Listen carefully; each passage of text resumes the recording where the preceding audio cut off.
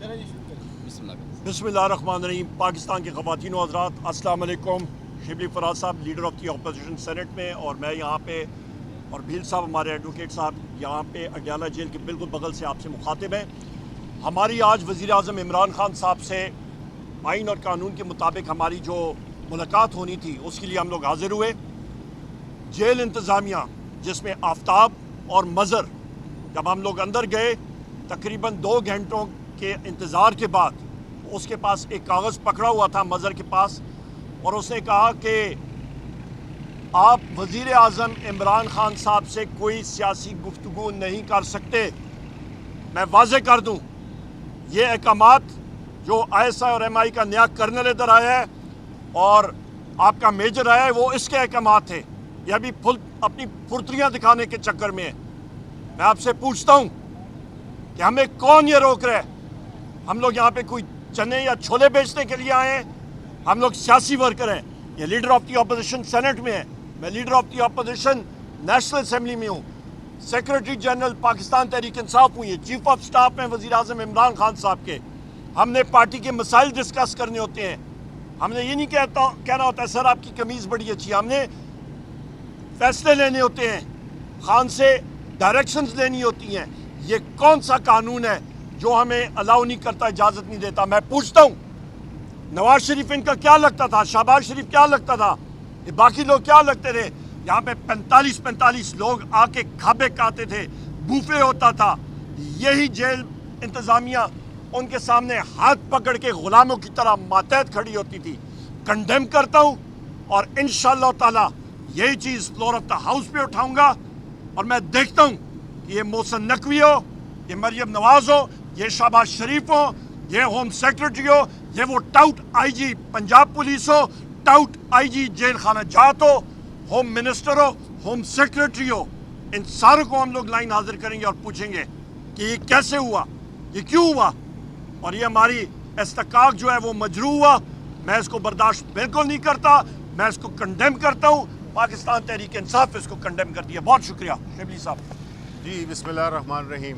जिस तरह के उमर अयूब साहब ने बात की कि हम आज अगर गए खान साहब से मिलने, तो ये एक तयशुदा मुलाकात थी। ये हर जुमेरात को ये तय हुआ है कि हमारी पार्टी के 6 लोग खान साहब से मिलने जाएंगे। ये बाकायदा अप्रूव शुदा है, ये कोई नई बात है नहीं। आपको मालूम है, सारी कौम को मालूम है कि हम यहाँ पे आके खान साहब से मिलते हैं और उनके साथ एक तबादला ख्याल होता है।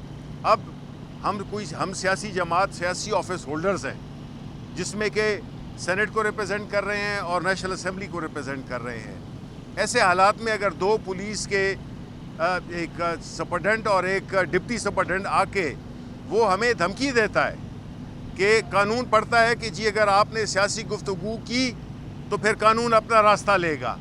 मतलब क्या है? मतलब यही है कि ये धौस थी, और हम न सिर्फ कि एक पार्टी के रुकन हैं, न सिर्फ कि हमारे एक ओहदे हैं हमारे पास, इलेक्ट किया हुआ है MNAs को, अपने उमर अयूब साहब को नेशनल असेंबली में, और हमें इलेक्ट किया हुआ है खैबर पख्तूनख्वा की असेंबली ने। हम इलेक्टेड लोग हैं और उसके साथ साथ हम अपने दोनों हाउसेस में रिस्पेक्टिवली लीड कर रहे हैं। अगर इस तरह की बात है तो फिर हमें ये भी कहें कि आप पार्लियामेंट में भी बात न करें, सियासी बात नहीं करें, वहाँ पे भी हमें बात यही करनी चाहिए कि जी आज मौसम का हाल कैसे है, ये आपने जो कमीज़ ख़रीदी है ये कौन सी है। ये बहुत मज़ा का खेज़ बात हो रही है। ये जो नए ज़ाब्ते, नए लोग जिस तरह से एक सियासी माहौल को ख़राब कर रहे हैं, और यही वजह है कि मुल्क आज तबाही के गड्ढे में गिर चुका है। आप लाख तकरीरें करें, आप लाख उम्मीदें दिलाएं, लेकिन जो कुछ ग्राउंड पे हो रहा है, चाहे वो पाकिस्तान के अवाम के साथ हो या उनकी सबसे बड़ी नुमाइंदा जुमात पाकिस्तान तहरीक इंसाफ इमरान खान के साथ जो हो रहा है, तो ये मुल्क नहीं तरक्की कर सकता, ये मुल्क आगे नहीं जा सकता, ये सियासी अदम इस्तेकाम नहीं ख़त्म हो सकता, ये मईशत नहीं ठीक हो सकती।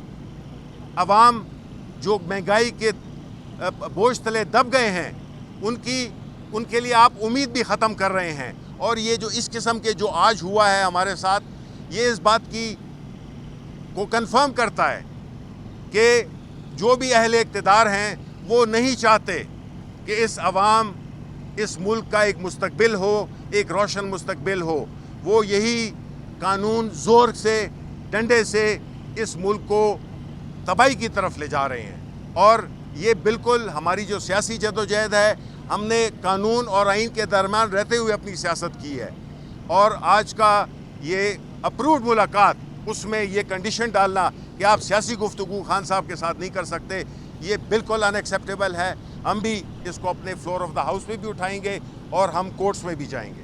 میں یہاں پہ اپنے تحریک انصاف کے جتنے ایکٹیوسٹ ہیں ان کو دلی مبارکباد پیش کرنا چاہتا ہوں. 13 اگست کی شب, 14 اگست کو آپ نے جشن آزادی, حقیقی جشن آزادی آپ نے منائی, اور انشاءاللہ تعالی آپ کی اس جستجو کی وجہ سے, اور بالخصوص آپ کے پنجاب کے, سندھ کے اور بلوچستان جہاں پہ فسطیت کا بازار گرم تھا, لوگوں کو صرف پاکستان کا جھنڈا اور پی ٹی آئی کا جھنڈا لہرانے کے اوپر ان کے اوپر ایف آئی آر ہوئی ہیں جس کو ہم لوگ کنڈیم کرتے ہیں.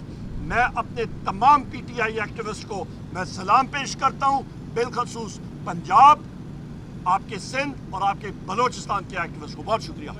بڑا اچھا سوال ہے جنرل فیض حمید صاحب کے حوالے سے جو آپ بات کر رہے ہیں. وہ آرمی ایکٹ اور فیلڈ جنرل کورٹ مارشل, وہ اپنا رستہ خود اختیار کرے گا. اس ڈپارٹمنٹ کا ایک ڈپارٹمنٹ ہے آرمی مسلح افواج بھی, وہ خود بخود اپنا راستہ اختیار کرے گا, اور قانون اپنا ان کے پاس حق ہے جانے کا ہائی کورٹ میں. جہاں تک وزیر اعظم عمران خان صاحب کی بات ہے, وہ تو وزیر اعظم تھے اور دلوں پہ آج بھی رائج کر رہے ہیں. آپ یہ دیکھیں کہ جن لوگوں کو فوج کے بارے میں معلوم نہیں, ڈی جی آئی ایس آئی جو ہے وہ اپنا چپڑاسی بھی نہیں رکھ سکتا, وہ محرون منت ہوتا ہے آرمی چیف کے.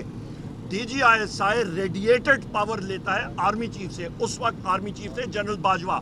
تو جو چیزیں بھی ہوئی ہیں تو جنرل باجوہ صاحب سے پہلے پوچھیں کہ جی آپ کے کمانڈ کے نیچے بحیثیت آرمی چیف یہ چیزیں کیوں ہوئی.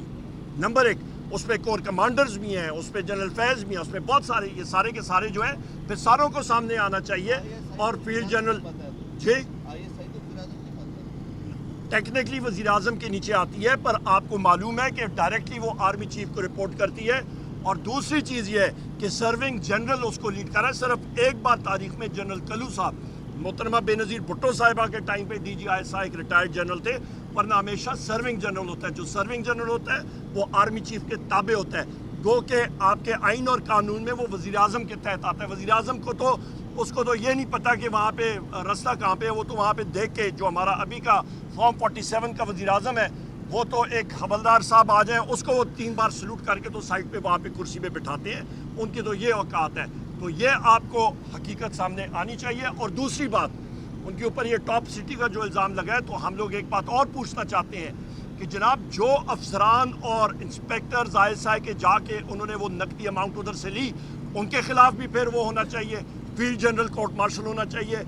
پھر ہمارے تحریک انصاف کے ایکٹیوسٹ خواتین اور ہمارے مرد لوگوں کے گھروں میں, اس پہ آئی ایس آئی تھی, ایم آئی تھی, آئی بی تھی, فیلڈ انٹیلیجنس یونٹ تھی, اسپیشل برانچ تھی, یہ جا کے وہاں پہ ان کے گھروں میں توڑ پھوڑ ہوئی ہے, چوریاں ہوئی ہیں. تو اس وقت کے جو بھی آپ کے سربراہ ہیں ان ساروں کے خلاف ایف آئی آرز اور فیلڈ جنرل کورٹ مارشل ہونا چاہیے. ایک ایک آپ نے یہ بات کی کہ ڈی جی آئی ایس آئی جو ہے وہ آرمی چیف کے انڈر ہے, وہ چپڑاسی بھی نہیں رکھ سکتے. رات کو خواجہ آصف صاحب نے کہا کہ وہ کور کمانڈر پشاور جو تحریک عدم اعتماد آ رہی تھی آپ کی حکومت کے خلاف, اس کو ناکام بنانے کے لیے سرگرداں تھے. آرمی چیف کے دیکھیں سب سے اس کا مطلب ہے, اگر یہ بات ہے تو آپ کے بانی آج بھی یہ کہہ رہے ہیں کہ ان کی حکومت کرانے میں باجوہ صاحب جو تھے وہ کردار ادا کرتے رہے, تو یہ دونوں باتیں تو آپس میں خواجہ آصف کو تو آرمی وہ ہے, گو کہ وہ اس کو کہتے ہیں ڈیفنس منسٹر, اس کو تو اسٹرکچر کا پتہ نہیں ہے, دور دور سے اس کا کوئی لینا دینا ہی نہیں ہے. وہ تو اپنے گھر میں اس کو کوئی جی ایچ کیو کے قریب بھڑکنے نہیں دیتا ہے ڈیفنس منسٹر. حقیقت یہ ہے. نمبر 1, اس کو میرا خیال ہے کسی ڈیٹ آفس میں کوئی نہیں آنے دیتا. دوسری اہم بات یہ ہے کہ وہ ایبٹ آباد میں ایک اینیمل ٹرانسپورٹ ہے نا, وہاں پہ آپ کی جہاں پہ خچریں وہ سیاچن کے لیے رکھتے ہیں, وہاں پہ اس کو نہیں گھسنے دے کوئی. نمبر 1. نمبر 2, آپ والی بات, جو ڈی جی ایم آئی ہوتا ہے یا ڈی جی آئی ہوتا ہے وہ ڈائریکٹلی تابع ہوتا ہے آرمی چیف کے, تو لہٰذا جنرل باجوہ سے یہ سوال ضرور